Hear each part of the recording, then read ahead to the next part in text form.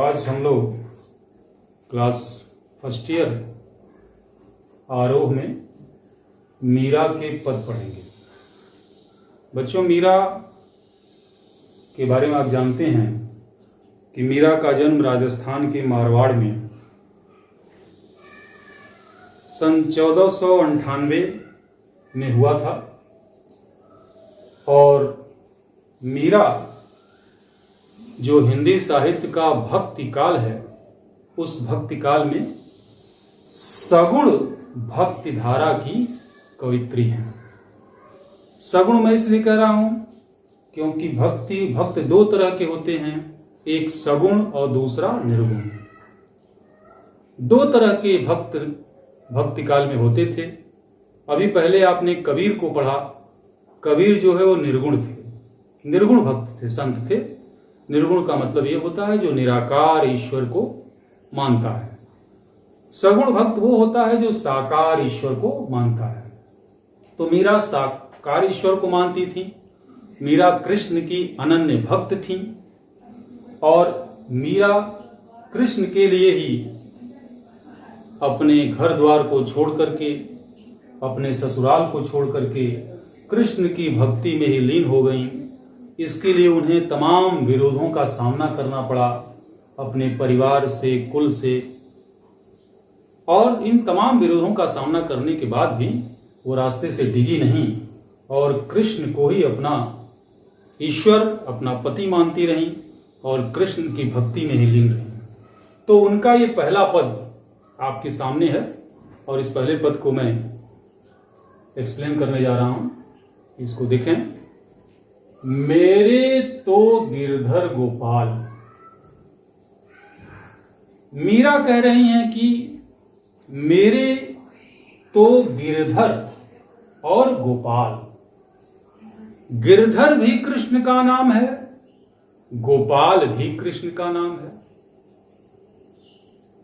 गिरधर क्यों उनका नाम है? क्योंकि आप जानते हैं कि गिर का मतलब होता है पर्वत। पर्वत को धारण करने वाला जो हो। एक बार आपको याद होगा कि गोवर्धन पर्वत को कृष्ण ने एक बार अपनी उंगली से उठा लिया था, तब से उनको गिरधर कहा जाने लगा। गोपाल इसलिए कहा जाता था क्योंकि वो गायों को पालते थे, चराते थे, गाय पालने का भी काम करते थे, तो गोपालक भी कहा जाता था। तो दोनों नाम कृष्ण के हैं। तो करें कि मेरे तो गिरधर गोपाल दूसरो न कोई, और कोई दूसरा मेरा नहीं है। इस जगत में, इस संसार में मीरा सिर्फ और सिर्फ गिरधर को, गोपाल को अर्थात कृष्ण को ही अपना मानती है, क्योंकि कृष्ण से उनकी अनन्य भक्ति है। कृष्ण के ही प्रेम में पूरी तरह से पागल हो गई है। कृष्ण के प्रेम की ही मीरा दीवानी है। इसलिए वो कहती हैं कि दूसरा मेरा कोई नहीं है। जाके सिर मोर मुकुट मेरो पति सोई। मोर मुकुट मेरो अनुप्रास की छटा है। कह रहे हैं कि जिसके सिर पर, पहचान बता रही हैं कि मेरे पति का आभूषण कैसा है। आज का समय होता, आज के समय में लोग सोचते हैं कि मेरा पति इंजीनियर हो, डॉक्टर हो, गाड़ी घोड़ा बड़े बड़े मकानों से में रहता हो, लोग जाने कि वो बड़ा धनवान हो। लेकिन मीरा कहती हैं कि मेरा पति ऐसा नहीं है। वो चाहते तो ये सारी व्यवस्था कृष्ण कर सकते थे, सर्वशक्तिमान थे, लेकिन नहीं। कह रही कि मेरे पति का आभूषण क्या है? जाके सिर मोर मुकुट। सोने का मुकुट वाला नहीं, सोने के मुकुट वाले से तो उनका विवाह हुआ ही था, लेकिन कहते हैं कि लेकिन उसका स्वभाव अच्छा नहीं था। वो कहते हैं कि मेरा पति जो है वो मोर के पंख का बना हुआ मुकुट धारण करता है। वह मुकुट जिसको कोई भी पहन सकता है। जंगलों में मोर के पंख गिरे रहते हैं, किसी को भी मिल सकता है। इसके लिए बड़े धन की आवश्यकता नहीं है, क्योंकि धन की नहीं, गुण की बात यहां हो रही है। तो जाके सिर मोर मुकुट मेरो पति सोई। मेरा पति वही हो सकता है। और मोर का मुकुट कौन धारण करता था? आप जानते होंगे कि कृष्ण मोर का मुकुट पहनते थे। छाड़ी दई कुल की कान, छाड़ी दई छोड़ दिया, कुल की कान, कुल का मतलब परिवार खानदान, कान का मतलब मर्यादा। मैंने कृष्ण को अपना बनाने के लिए, अपना मानने के लिए अपने कुल की मर्यादा का त्याग कर दिया, छोड़ दिया। क्योंकि जब आप कोई विशेष चीज पाना चाहते हैं, जब आप पढ़ते हैं और पढ़ करके भी पढ़ाई में अव्वल एक नंबर पर पहुंचना चाहते हैं, तो वहां भी आपको पढ़ने के लिए अपने घर द्वार का त्याग करना पड़ता है। क्योंकि आपका प्रेम जो होता है वो सिर्फ पढ़ाई से हो जाता है, और पढ़ाई में ही आप इतने पागल और लीन हो जाते हैं कि उसके बाद आप किसी दूसरे को या दूसरे से किसी भी प्रकार का कोई संबंध रखना नहीं चाहते, तो दूरी बनाना चाहते हैं। तो यही बात यहां पर मीरा कृष्ण के लिए कहती हैं कि मैं कृष्ण के प्रेम में इतना लीन हूं, इतना पागल हूं, दीवानी हूं कि मैंने अपने कुल की मर्यादा का त्याग कर दिया है। कहा करी है कोई, अब इसके लिए मुझे चाहे कोई कुछ भी कहा करे, उसकी मुझे कोई चिंता नहीं। बहुत से लोग बहुत सी बातें कहते रहते हैं, लेकिन मीरा कह रहे हैं कि मुझे इसकी कोई चिंता नहीं है। संतन डिग बैठ बैठ, मीरा कहती है कि मैंने कृष्ण को पाने के लिए कितनी यातनाएं कष्ट सहे हैं। संतन डिग, डिग का मतलब पास, संतों के पास बैठ बैठ कर, आपको ज्ञान लेने के लिए कहीं जाना पड़ता है ना, किसी के पास बैठना पड़ता है, तो वही करें कि संतों के पास बैठ बैठ लोक लाज खोई, मैंने लोक और लाज को भी खो दिया, लोक लाज को खो दिया, मर्यादा का ध्यान नहीं दिया। क्योंकि वहां पर बैठने पर, संतों के बीच बैठने पर, संतों के साथ बैठने पर भी, एक स्त्री का संतों के बीच भी बैठने पर भी समाज में तरह तरह की लोग उलाहना देते थे। लेकिन कहा उन्होंने कि चूंकि मेरा उद्देश्य सही था, मेरा लक्ष्य सही था, इसलिए मैंने किसी की बात की कोई चिंता नहीं की। असुवन जल सींच सींच, कहते कि मैंने आंसुओं के जल से, जब आप किसी काम को करने में डूबते हैं तो बहुत सारे कष्ट आते हैं, बहुत सारे दुख का सामना करना पड़ता है, और उस दुख और कष्ट को किस प्रतीक से हम कहेंगे? आंसुओं से। आंसू माने आंसू कब मिलते हैं? जब कष्ट मिलता है। तो कहे कि आंसू, मुझे बहुत कष्ट मिला, और उस आंसुओं से, उस कष्ट से मैंने सींच सींच करके प्रेम बेल बोई, मैंने प्रेम की लता को, कृष्ण की प्रेम के पौधे को मैंने लगाया, और उसमें पानी किसका दिया है? अपने आंसुओं से। रूपक अलंकार है। अब त बेल फैल गई, अब प्रेम की बेल बड़ी हो गई, आनंद फल हुई, अब उससे जो फल मिलने वाला है वो आनंद का मिलने वाला है। अर्थात अब तो मेरे कृष्ण से मिलन होने वाला है, अब तो मैं कृष्ण के प्रेम को पाने वाली हूं। अब उस प्रेम का जो फल होगा बहुत आनंददायक होगा, सुखदायक होगा, और मुझे अपना फल मिलने वाला है।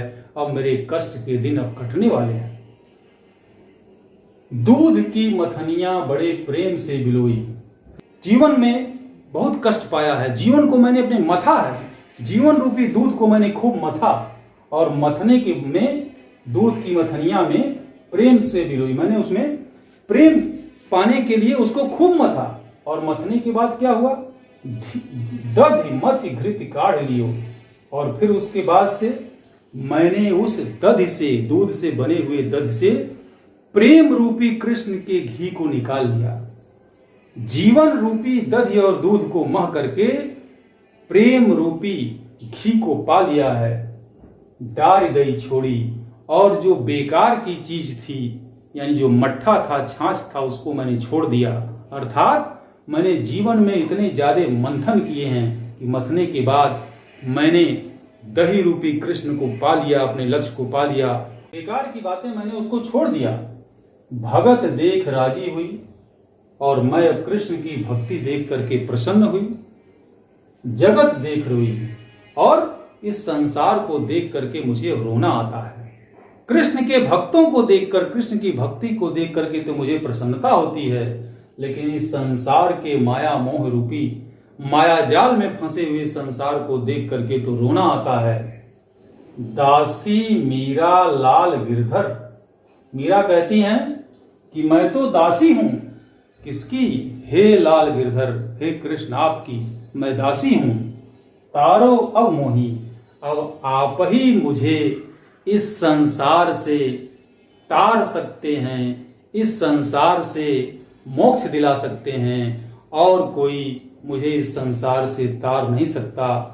इस प्रकार से मीरा कृष्ण के प्रति एकदम से अनन्य भक्ति में डूबी हुई है।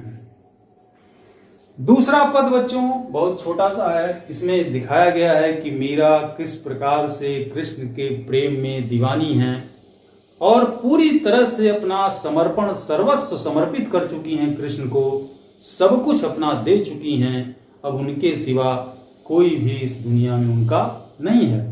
तो ये सर्वस्व समर्पण का भाव दूसरे पद में है। और इसमें कहा गया है कि पग घुंघरू बांध मीरा नाची। कृष्ण के प्रेम में दीवानी मीरा अपने पांव में घुंघरू बांध करके नृत्य कर रही है, जिस रूप को देखकर समाज के लोग उनको पागल भी कह सकते हैं, लेकिन इसकी कोई परवाह नहीं है।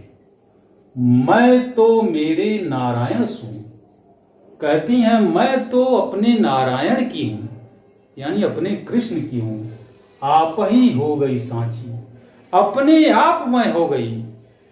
मुझे पता भी नहीं चला कि मैं कैसे सहजे सहज समाना, किस प्रकार से सहज रूप से मैं कृष्ण की दीवानी हो गई अपने आप, ये पता भी नहीं चला। क्योंकि प्रेम का मार्ग जो होता है, ईश्वर को पाने का जो मार्ग होता है, वो भले ही कठिनता से चले लेकिन हो जाता है सरल जब उस पर हम चल पड़ते हैं। लोग कहें मीरा भई बावरी, लोग तो ये कहते हैं कि मीरा बावरी हो गई है, पागल हो गई है। समाज के लोग न्यात कहे कुलनासी, और न्यात के लोग, समाज के लोग, खानदान के लोग उनके कहते हैं कि ये कुल नाशनी है। न्यात माने खानदान, खानदान के लोग कहते हैं कि कुल नाशनी है, इसने कुल पर कलंक लगा दिया जो काम कर रही है। विष का प्याला राणा भेजा, और इनके इस रूप को, मीरा के इस रूप को देख करके उनके ससुराल वाले लोग विष का प्याला भेज देते हैं कि मीरा को अच्छा है कि विष दे करके उनको मार दिया जाए, क्योंकि उनके इस काम से हमारे खानदान का बदनामी हो रही है, हमारे खानदान पर कलंक लग रहा है। लेकिन हुआ उल्टा, पीवत मीरा हंसी, मीरा ने उस विष के प्याले को भी हंसते हुए कृष्ण के लिए पी लिया। मीरा के प्रभु गिरधर नागर, मीरा कहती हैं कि मेरे प्रभु गिरधर हैं, नागर हैं। नागर शब्द से ही नागरिक बना हुआ है, और नागर वो होता है जो मानवता में, मनुष्यता का सबसे सभ्य पुरुष होता है। सहज मिले अविनाशी, वो तो अविनाशी हैं जिनका कभी विनाश नहीं हो सकता, और बहुत ही सहज मिल जाते हैं, जिसके लिए आपको बहुत कठिनाई का रास्ता नहीं अपनाना पड़ता है, तो सहज ही रूप से मुझे मिल गए हैं। तो ये था दूसरा पद। इसकी जो भाषा है आपको बता दूं कि राजस्थानी मिश्रित ब्रज भाषा है, और इसमें रूपक अलंकार, अनुप्रास अलंकार की छटा रही है, और यह मुक्त छंद में है, गेय पद है। इसको शास्त्रीय संगीत में भी गाया जा सकता है, लिखेंगे शास्त्रीय संगीत का भी गेय है, और सामान्य गेय पद के रूप में भी शैली में लिखा गया मीरा का पद है।